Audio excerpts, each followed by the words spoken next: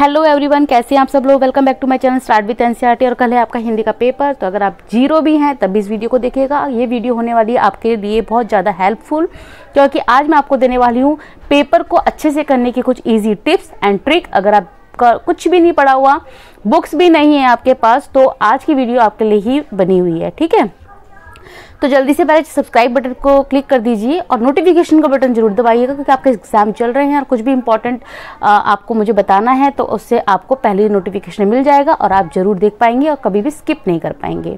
ठीक है, तो फ्रेंड्स ये देखिए, ये आपका जो पेपर है वो मैं अभी बता रही हूँ। जो अप्रैल वालों का पेपर हुआ था, ये वो पेपर मैं आपको शो कर रही हूँ और आपको बताऊंगी कि कैसे कैसे पेपर को आपको अटेम्प्ट करना है। आपको बिल्कुल स्ट्रेस लेने की जरूरत नहीं है, एकदम फ्री माइंड होके आज की वीडियो जो बच्चा देख रहा है ना, डेफिनेटली कल उनका पेपर बहुत अच्छा जाने वाला है। ठीक है, तो ये देखिए अप्रैल वाले बच्चों का ये पेपर है, जिसमें से आपका एक आता है सप्रसंग सहित व्याख्या। ठीक है, जो आती है आपकी 4 नंबर की। ठीक है, तो इसमें क्या है फ्रेंड्स, आपके 3 खंड होते हैं।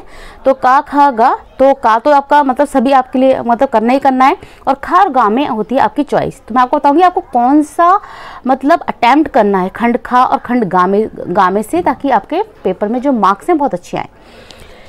तो इसमें कुछ नहीं होता फ्रेंड्स, आप जितनी भी मतलब आपकी काव्यांश है, मतलब कविताएं हैं, उनकी एक बार मतलब जो क्या कहते हैं उसे समरी है ना, तो वो आप पढ़ के चले जाइए, या मैं ये कह लूँ कि पाठ का जो सार होता है वो आप पढ़ के चले जाइए, जो हिंदी मतलब पूरे पाठ में क्या बोल रहा है।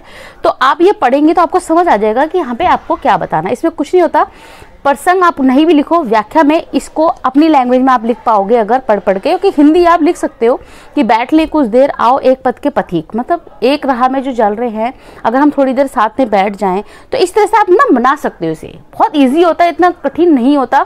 अगर आप सब पर्सन आपको नहीं पता चल रहा कि कौन सी कविता से लिया गया है, आपको क्या लिखना है, कौन सा कवि से बोल रहा है, तो आप व्याख्या भी लिखोगे तो वहाँ पर भी आपको 2 मार्क्स यहाँ पे मिल जाएंगे। ठीक है, इसके बाद आपका आता है काव्य सौंदर्य। देखिए काव्य सौंदर्य में कुछ भी नहीं होता फ्रेंड्स, इसमें आपको अलंकार बताने होते हैं। ठीक है, और इसमें कौन सी मतलब कौन सा दोहा, कौन सा छंद जो आप बता पाओ वो आप इसमें बता सकते हो, तो इसे कहते हैं काव्य सौंदर्य। मतलब और कौन सी लैंग्वेज में ये बोला गया है। अब देखिए रहीम की बात आती है, तो रहीम आपको बताइए राम से रिलेटेड सारी बातें, तो अवधी भाषा यहाँ पे ज़्यादातर यूज होती है ना।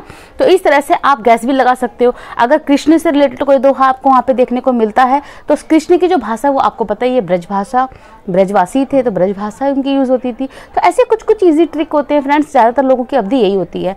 आपको कुछ पढ़ के लग रहा है कि खड़ी बोली है, खड़ी बोली आपको पता ही होता है कैसी भाषा होती है, तो खड़ी बोली होती है। तो यही होता है आपका काव्य सौंदर्य। अगर वहाँ पे आप 2-4 चीज़ें भी बता पाए ना, तो उससे ही आपके यहाँ पे मार्क्स मिल जाते हैं आपको। ठीक है, आपको ज़्यादा बताने की जरूरत नहीं होती। उसके बाद एक क्वेश्चन आता है आपका 2 पर्सन। मैंने आपको बताया था क्वेश्चनों के लिए आपको स्ट्रेस नहीं लेना, आपको सबकी हिंदी पढ़ के चले जाना है। अब कितना टाइम है, आप हिंदी को आप एक एंजॉय करके पढ़ो, आप स्ट्रेस लेके मत पढ़ो कि कल पेपर है कैसे रटना है। रटना कुछ नहीं है, नॉर्मली कविता की तरह कविता की हिंदी पढ़ लो, कहानियों की हिंदी पढ़ लो, स्टोरी की तरह पढ़ के और निकल लो। ठीक है, करना है अटैम्प्ट करना, अदरवाइज मैं आपको बता रही हूँ आपको क्वेश्चन कौन कौन से अटैम्प्ट करने हैं। ठीक है, अब यहाँ पे केंद्रीय भाव आ रहा है, मैंने आपको बताया था। ठीक है ना, तो ये आपको कविताएं हैं, उनके सार पढ़ लेना, आपको केंद्रीय भाव पता चल जाएगा कविता में बोलना क्या जा रहा है, मतलब इसका सेंटर पॉइंट है क्या, किसके बारे में ये बात कर रहा है। ठीक है ना, अब यहाँ पे आता है छंद और अलंकार। इसमें आपको छंद और अलंकार आपको बताने हैं। कनक कनक ते 100 गुनी, है ना, ये तो ज़्यादातर आता ही रहता है। ठीक है, कौन सा छंद है कौन सा अलंकार है। जिन बच्चों को छंद और अलंकारों का जिनको ज्ञान है, जिन्हें पता है कैसे करना है, वो ये इस क्वेश्चन को बहुत ईजिली अटैम्प्ट कर पाएंगे। ठीक है, अदरवाइज आप स्किप कर देना। देखिए 2 नंबर 4 4 8 नंबर का आपके हाथ से गया तो क्या हुआ, आगे मैं आपको बताऊंगी आपको करना क्या है। देखिए आपको भक्तिकालीन साहित्य की 2 विशेषताएं जरूर पढ़नी है। देखिए आज की वीडियो में मैं क्वेश्चन नहीं बताऊंगी, मैं आपको बताऊंगी कि आपको पढ़ना ये कहाँ है। तो मैंने हिंदी के एक वीडियो अपलोड की है यहाँ पे फ्रेंड्स, जितने भी टाइम की हो उस वीडियो को जरूर पेपर में देख के जाना, वो आपके लिए बहुत ही ज़्यादा हेल्पफुल होने वाली है। एक बार उस वीडियो को देखेगा जरूर, आपका हिंदी के पेपर को लेकर जितनी भी स्ट्रेस और जितने भी डाउट्स चल रहे हैं ना, सारे क्लियर हो जाएंगे। तो ये क्वेश्चन मेरे क्वेश्चनों में से आया है, और इस बार मुझे लगता है अगर ये नहीं आएगा तो और भी हैं, छायावादी है, बहुत सारे हैं, वो मैं आपको बता चुकी हूँ। 6 क्वेश्चन आपको जरूर अटेम्प्ट करना है।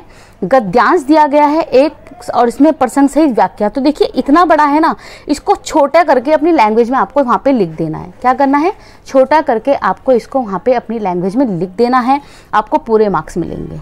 ठीक है ना। तो विज्ञापनों के सहारे बस ये एज इट इज लैंग्वेज नहीं लिखनी है, आपको थोड़ा सा घुमा के लिखना है इसे। ये क्वेश्चन भी मैंने आपको बताया है कैसे किया जाता है, ठीक है ना। इसके बाद फ्रेंड्स आपकी आते ये भाषा शैली। देखो इतना याद करने का हमारे पास टाइम है नहीं, तो अभी इसको कर दो स्किप, ठीक है, इसको ध्यान में नहीं देना।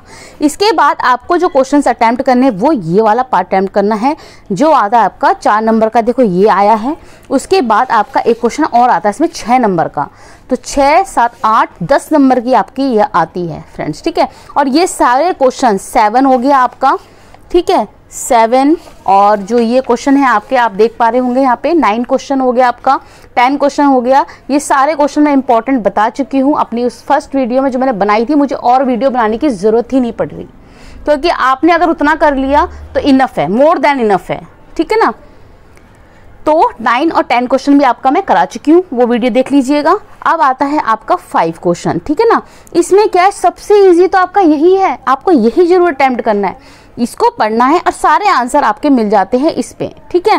तेजस्वी मनुष्य किस प्रकार सम्मान पाते थे, कैसे खोजते नहीं थे गोत्र बतला के पाते थे, बस दैट्स इट। तो सारे आंसर आपको क्लियर मिल रहे हैं। तो 5 नंबर होते हैं आपके यहाँ पे पक्के। आई होप काफ़ी हद तक स्ट्रेस जा रहा है ना आपका। हाँ, तो ये वीडियो बनानी बहुत ज़रूरी हो गई थी फ्रेंड्स, कि मैं समझ सकती हूँ कि एग्जाम का जो टाइम होता है वो कितना स्ट्रेसफुल होता है और आप कितने वरीड होते हैं, क्या क्या पढ़ें क्या ना पढ़ें। सारे यूट्यूब्स होते हैं, चैनल्स होते हैं, आप देखते हो, कंफ्यूज हो जाते हो और पेपर में हड़बड़ा के ना आपको आता है ना वो भी नहीं कर पाते हो। आई होप ये प्रॉब्लम कई बच्चों के साथ होती होगी, तो कमेंट बॉक्स में कमेंट करके ज़रूर बताइएगा कि मुझे भी जानना है कि कितने बच्चों को ये प्रॉब्लम होती है वहाँ पर, ठीक है। और जितने बच्चे रिलैक्स होकर कुछ एक वीडियो देखिए और एक वीडियो को समझ के ठंडे दिमाग से पेपर करने चाहिए, देखिए आई होप आप बेटर कर पाएंगे। बेटर मतलब इतना अच्छा कर पाएंगे, आप खुद बिलीव नहीं करेंगे पेपर में हुआ क्या था, एक मैजिक सा हो जाएगा, ठीक है। बस क्वेश्चन को देख के हड़बड़ाना नहीं है। अब देखिए ये गद्यांश आ गया, तो 8 और 5 कितने हो गए, 13। तो 13 नंबर के आपको तो क्वेश्चन से छांट के लिखना है। 13 नंबर ये पक्के आपका, बाकी मैंने को 7, 8, 9 जो बताया वो पक्के, ठीक है। और बाकी 2 नंबर के जो मैंने आपको बताया वो पक्के, सॉरी फ्रेंड, ठीक है, ठीक है। नेक्स्ट क्वेश्चन आता है आपका फ्रेंड्स 13। तो 8 नंबर आपके यहाँ पक्के जाते हैं, कुछ नहीं करना। देखो चिन्ह यहाँ पे गलत लिखा हुआ है, जरूरत गलत लिखा हुआ है, इनको शुद्ध रूप में लिखना है। आपको अभी बहुत बातें सीखना है, कृपया मेरे घर आने की कृपा करें, वाक्य को शुद्ध करो। देखो ऐसे थोड़ा ना बोलते हैं आपको अभी बहुत बातें सीखना है, अरे आपको अभी बहुत बातें करनी है भाई, आपको करनी है, हमें अभी बहुत बातें करनी है। कृपया मेरे घर आए, ठीक है, आने की कृपया करें, तो कुछ ऐसे करके आपको लिखना है ना। कड़वाहट, परोपकार, इसमें क्या बताना है, प्रत्यय और उपसर्ग। आपको मैं पहले बता देती हूँ, प्रत्यय जो होता है वो एंड का पार्ट होता है, उपसर्ग जो होता है वो आगे का पार्ट होता है। तो प्रत्यय या उपसर्ग छांटना है आपको, दोनों में से एक है ना। तो कड़वाहट, तो इसमें क्या है, आहट, इसका हो गया, इसका है परोपकार, पर जमा उपकार। तो देखो इस तरह से आपको वहाँ पे बता देना है। पर हो गया आपका उपसर्ग और उपकार हो गया आपका परोपकार, उपकार, ठीक है, सॉरी प्रत्यय। बच्ची स्कूल नहीं गई, निशा मतलब ये कुछ ग्रामर के फ्रेंड्स होते हैं, तो इसमें आपको कुछ नहीं करना पड़ता, बोलने का मतलब ये है, ठीक है ना।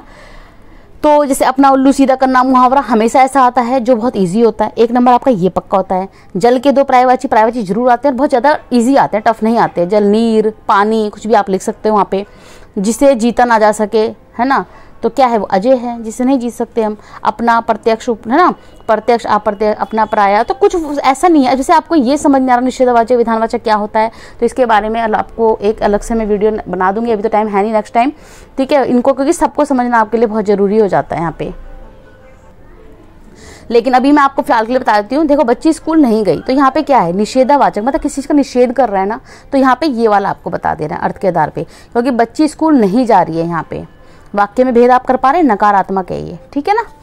तो वाक्य जिन्हें पता होगा सेंटेंस कितने टाइप्स के होते हैं, वो इसको इजीली अटेम्प्ट कर पाएंगे।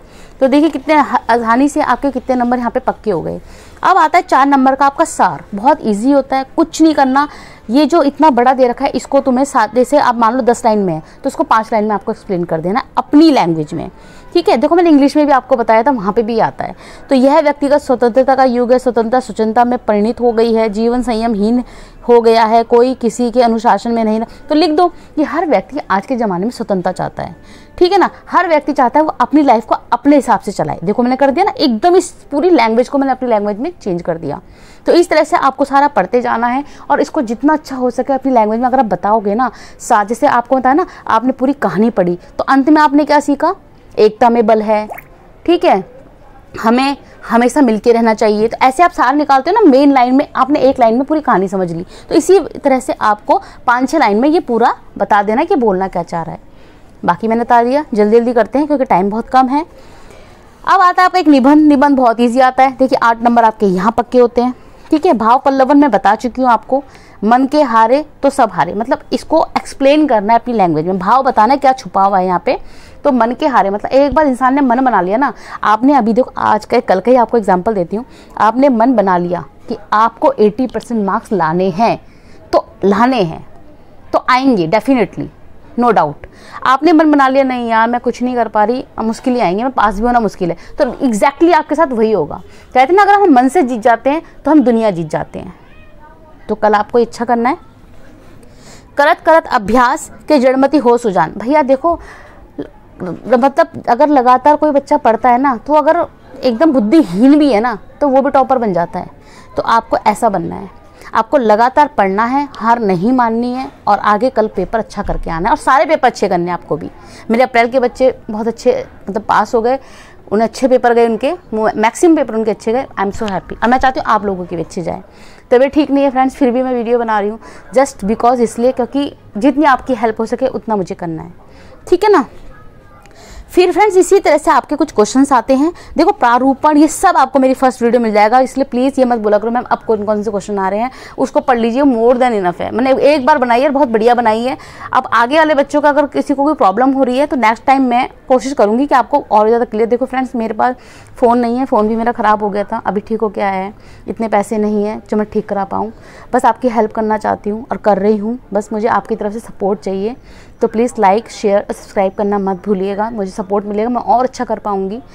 हो सकता है एक फ़ोन ही ले लूँ और आपकी जैसे भी हेल्प करूँ तो कर पाऊँगी, ठीक है ना। तो आई होप आप समझेंगे किस हालात में मैं कर रही हूँ। मेरे पास अभी कुछ भी नहीं है, लेकिन बस यही एक फ़ोन है उसको मैंने बड़ी मुश्किल से सेविंग्स करके ठीक करवाया है और वो आज मिला है, नहीं तो मैं वीडियो कब की अपलोड कर दी थी आपके लिए। अब देखिए खंड खा और खंड गा में से आपको क्या करना है फ्रेंड्स, इसमें से आप फर्स्ट वाला लेना। सूचना बहुत इजी होता है, इंटरनेट वाले क्वेश्चंस आते हैं, ये आपको सबको पता है, समाचार न्यूज़पेपर आपको सबको पता है। और बाकी जितने क्वेश्चंस आए हैं आप मेरी वीडियो देखना, सारे उसी में से आए हैं, ठीक है। तो आई होप आपका कॉन्फिडेंस लेवल बढ़ गया होगा। अगर आप ग्रामर अटैम्प्ट करते हैं, अगर आप एसे लेटर और ये थोड़ा सा ये अटैम्प्ट कर लेते हैं तो इजीली आप 50% मार्क्स यहाँ पे सिक्योर कर लेते हैं अपने। कितने चाहिए पास होने के लिए? 33। तो वरीड होने की ज़रूरत बिल्कुल नहीं। ऑल द बेस्ट, पेपर अच्छा करके आना और मुझे अच्छी सी गुड न्यूज़ देना अपने कमेंट बॉक्स में।